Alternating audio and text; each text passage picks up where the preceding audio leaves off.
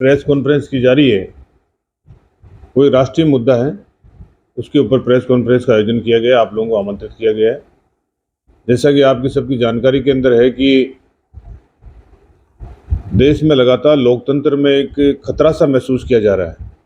चाहे प्रदेश की सरकारें हों, चाहे देश की सरकार हो, बाबा साहब भीमराव अंबेडकर साहब के लिखे हुए संविधान के आधार के ऊपर देश का संविधान चलता है। कभी संविधान से छेड़छाड़ करने की कोशिश की जा रही है, कभी लोकतंत्र के साथ के अंदर कुठाराघात करने के प्रयास किए जा रहे हैं। देश की मोदी सरकार पहले जीत के आई थी, 5 साल का उनका कार्यकाल निकला, फिर वापस जीत के आई, 4 साल का उनका कार्यकाल। 1 साल के भीतर देश में भी चुनाव होना है, अनेक प्रदेशों में भी होना है और देश में भी होना है। और जो देश के प्रधानमंत्री मोदी जी को अभी इस टाइम सबसे ज़्यादा अगर किसी व्यक्ति से खतरा महसूस हो रहा है तो राहुल गांधी जी से हो रहा है। राहुल गांधी जी की लोकप्रियता जो दिनों दिन बढ़ती जा रही है, और जिस प्रकार राहुल गांधी जी ने 4000 किलोमीटर की जो यात्रा की,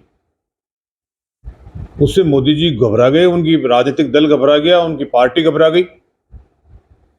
और शेष रहा जो हिस्सा देश का जहां पर डिमांड करी जा रही है राहुल गांधी जी की, वो उसमें भी यात्रा निकले। राहुल गांधी जी ने उनको भी आश्वस्त किया है कि जो रह गया हिस्सा है वहां पर भी वो आने वाले समय के अंदर यात्रा निकालेंगे। जो लोकप्रियता हासिल हुई राहुल गांधी जी को, वो हम खुद उसके उदाहरण है। जब राजस्थान में जैसे प्रवेश किया, राजस्थान के लोकप्रिय मुख्यमंत्री अशोक गहलोत जी के नेतृत्व में हजारों हजार कार्यकर्ता बॉर्डर के ऊपर उपस्थित थे और लगातार 18 दिन तक हम लोग भी राहुल गांधी जी के साथ के अंदर पैदल चले। हरियाणा में जब झंडा हरियाणा स्टेट को दे दिया, तब जाके हम वहां से वापस हटे और लगातार हम पैदल उनके साथ के अंदर चलते गए। और राहुल गांधी जी की जो लोकप्रियता हमने देखी युवाओं के अंदर विशेष रूप से, कि जिस युवा को गुमराह करके मोदी जी ने देश में सरकार बनाई, 2000 करोड़ लोगों को हर साल रोजगार देंगे, ऐसा उन्होंने आश्वासन दिया था। उस हिसाब से 9 साल हो गए तो 18,000 करोड़ नौजवान को रोजगार मिल जाना चाहिए था, लेकिन वो खाली जुमले थे। उसके बाद के अंदर आश्वासन दिया गया 15-15 लाख खातों में डाल देंगे, वो भी पैसा नहीं है अभी तक।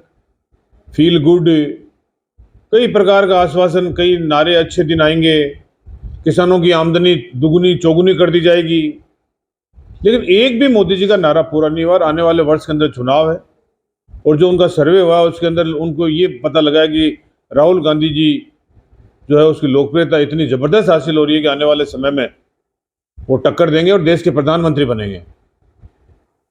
अब आप खुद देख लीजिए, राहुल गांधी जी ने ये कह दिया कि मैं डरने वाला व्यक्ति नहीं हूं, और वास्तव में है भी ये बात।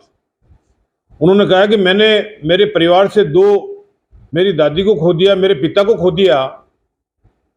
इंदिरा गांधी जी को आपको पता है कि देश की पहली महिला प्रधानमंत्री, जिसने जो लौह पुरुष के नाम से एक लोग संज्ञा देते थे, अपनी जान दे दी लेकिन खालिस्तान नहीं बनने दिया।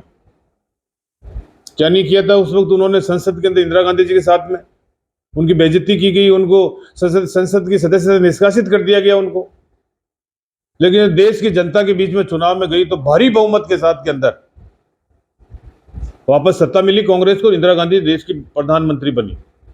मैं आज ये आपके माध्यम से कहना चाहता हूं, ये जो राहुल गांधी जी की सदस्यता अभियान, सदस्यता खत्म करने का जो इन्होंने जो फैसला लिया है, ये इनके लिए आत्मघाती फैसला होगा। राहुल गांधी जी ने कह दिया भले ही मुझे संसद में नहीं रहने दिया जाए, मुझे कोई फर्क नहीं पड़ता, मैं बाहर बोलूंगा, बाहर मुझे कौन रोक सकता है।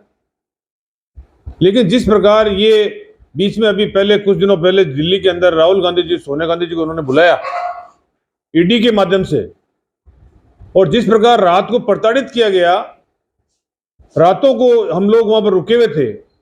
अशोक गहलोत जी के आह्वान के ऊपर सारे मंत्री, सारे एमएलए हम लोग एआईसीसी में रुके थे, और जब राहुल गांधी जी को 12-12, 1-1, 2-2 बजे तब तक छोड़ नहीं दिया, तब तक हम वहां से निकलते नहीं थे। वो समय भी हमने देखा है, ईडी को हार माननी पड़ी और सोनिया गांधी जी को और राहुल गांधी जी को जो वो गिरफ्तार करने का जो उस वक्त सोच रहे थे, उस मंसूबे के अंदर वो कामयाब नहीं हुए। आप देख सकते हैं अशोक गहलोत जी के बड़े भाई को यहाँ पर जोधपुर के अंदर किस प्रकार, उनका कोई राजनीति से लेना देना ही नहीं है, उनके यहाँ पर छापे पड़के गए। कर्नाटक में शिव कुमार जी के यहाँ पे छापे पटके गए। जो भी प्रदेश के अंदर कहीं पर भी नेता बढ़ रहा, चाहे विपक्षी दल का हो, चाहे पश्चिम बंगाल की सीएम हो, चाहे बिहार के नीतीश कुमार हो, या और भी कोई दलों के नेता हो, विपक्षी दल के नेता हो, उनको ईडी के माध्यम से, सीबीआई के माध्यम से डरा धमका के उनको रोकने का एक प्रयास किया जा रहा है। तो हमारा एक जो मुख्यमंत्री जी ने एक आह्वान किया है, एआईसीसी ने एक आह्वान किया है, और राहुल गांधी जी अपील के लिए गए हैं सूरत के अंदर। हम कानून में विश्वास करते हैं, कांग्रेस पार्टी कानून में विश्वास करती है। हम सत्याग्रह कर रहे हैं, और सत्याग्रह तो वो है जो जिन्होंने अंग्रेजों को झुका दिया था, महात्मा गांधी जी ने देश को आजादी दिलाई थी। और इसी सत्याग्रह के माध्यम से आपको ध्यान है कि आज के कुछ साल पहले जो कर्नाटक के अंदर कांग्रेस की और जदयू की जो सरकार बनी हुई थी, उसको भारतीय जनता पार्टी ने गिराने का प्रयास किया था। उस वक्त भी अशोक गहलोत जी को कमान सौंपी गई थी एआईसीसी द्वारा, आला कमान द्वारा। और गहलोत साहब उस वक्त कर्नाटक गए थे, और जो कांग्रेस के और जदयू के जो समर्थक दल के जो एमएलए थे, उनको सबको लेकर वहां पर एक सत्याग्रह किया था। सारे एमएलए को लेकर बैठ गए थे महात्मा गांधी जी की प्रतिमा के नीचे। आखिर में सरकार को झुकना पड़ा था, और वह सरकार स्टैंड रही गवर्नर का, या किस प्रकार से भी उस वक्त तो कोई ऐसा करके, और सरकार को एक षड्यंत्र उन्होंने रचा था। वो सत्याग्रह राजस्थान में भी हो रहा है, अभी सभी जिलों में हो रहा है। मुख्यमंत्री जी का प्रस्तावित प्रोग्राम भी आ गया है। 6 तारीख को बाड़मेर, 7 तारीख को चित्तौड़गढ़ और 8 तारीख को चूरू, ये प्रस्तावित दौरा है। इसके अंदर सीएम साहब और रंधावा जी और डोटासरा जी और सारे जो नेता हैं वो सत्याग्रह करेंगे।